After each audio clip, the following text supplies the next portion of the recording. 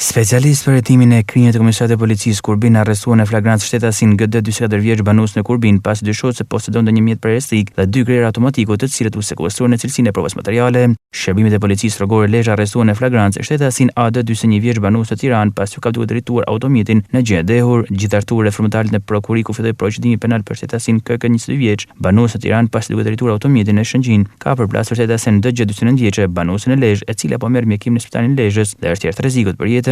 Specialist për hetimin e krimeve ekonomiko-financiare reformatarit në prokuriku filloi procedimi penal për shtetasin AA 63 vjeç banues në Kurbin pasi gjatë kontrollit në subjektin që ai administron u konstatuan punonjës të pasiguruar. Specialist për hetimin e krimeve Komisariati i Policisë Mirdite reformatarit në prokuriku filloi procedimin e gjendje të lirë për shtetasit KN 63 vjeç, DL 55 vjeç, AB 61 vjeç, GM 36 vjeç, FT 41 vjeç, MK 30 vjeç, AG 32 vjeç, KP 49 vjeç, VC 57 vjeç, AS 43 vjeçe. Të gjithë banuesit Mirdit pasi dje pazitë gjatë një protestë që kanë zhvilluar në Spaq kanë penguar kalimin e automjeteve dhe nuk janë bindur urdhët e punonjësve të policisë.